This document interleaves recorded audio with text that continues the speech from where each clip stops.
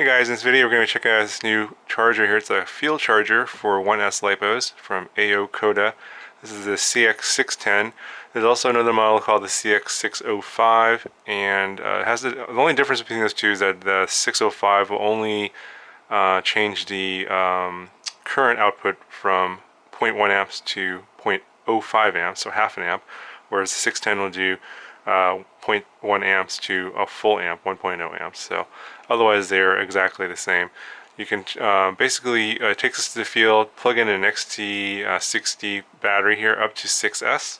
So I'll be demonstrating this battery here. This is a very large 6S battery, but you can use 3S lipo, something smaller. You don't have to necessarily have a giant battery like that to charge up your smaller batteries in the field, and you can charge up to 6 at a time. Every port here is independent, so up to 1 amp per port. So you can charge from the XT60. There's also a DC plug here. It's a 3.5 millimeter plug. So you could use an external power supply to plug it into a wall using an AC adapter. Here's a barrel plug with a JST adapter here, so you could use this to plug it into another battery if you want, but you can only use one or the other. This is not included, by the way. This is something I just happen to have. If you want to use the JST battery instead of an XT60, you could do it that way. The type of batteries that it'll charge are typically the tiny whip batteries here. It's got the 1.25 millimeter connector here. You've got the pH connector. It's 2 millimeter connector. So that'd be these batteries here with the power whip connector. And if you want to use charge up batteries with like a JST connector, you can just use this little adapter here that'll plug into the power whip connector here to charge up a JST battery. 1S only, of course. And if you have a micro low-C battery, you can then also use this adapter to plug into this port and charge up a micro low-C battery. In addition, there's an output port for USB. It'll output 5 volts up to 2.4 amps. So you can charge up your smartphone or some other USB device that needs USB charging. Also, you can use a USB source like a power bank to provide power to the charger to charge your batteries through the USB in right here. Okay, I'll plug it in. I'll show you some of the features. So you plug it in here and it can auto detect that it's a 6-cell battery, and it shows you the current voltage of the battery. And if you want to change it's called over discharge value, so basically you don't discharge this battery to the point where it's below 3 volts per cell.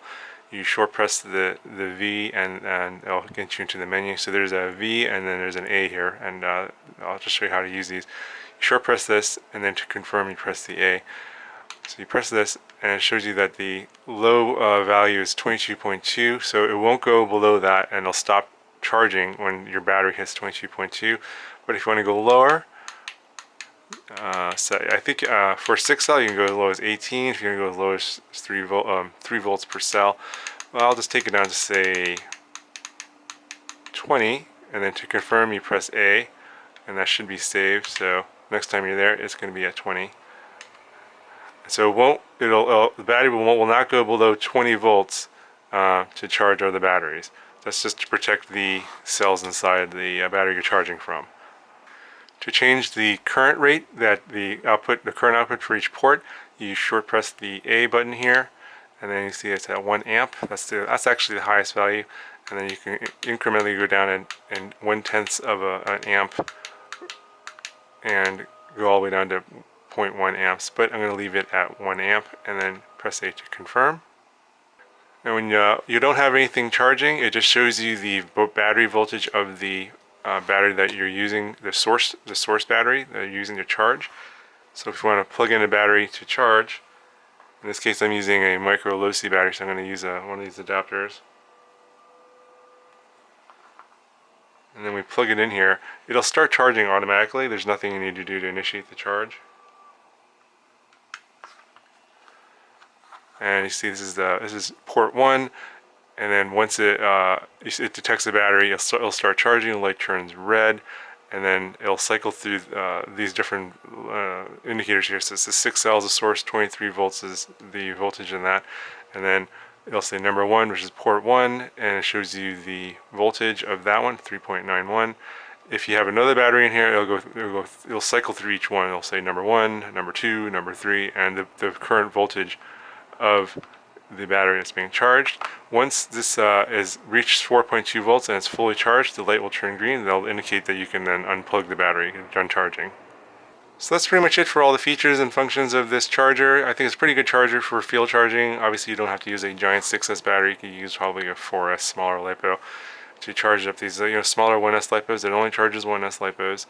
And I think one of the downsides is the maximum is 1 amp per port. But if you're mostly charging tiny whip batteries that they're 200 300 milliamps, 1 amp is a 3C charge rate, so that's probably the most you want to do anyway.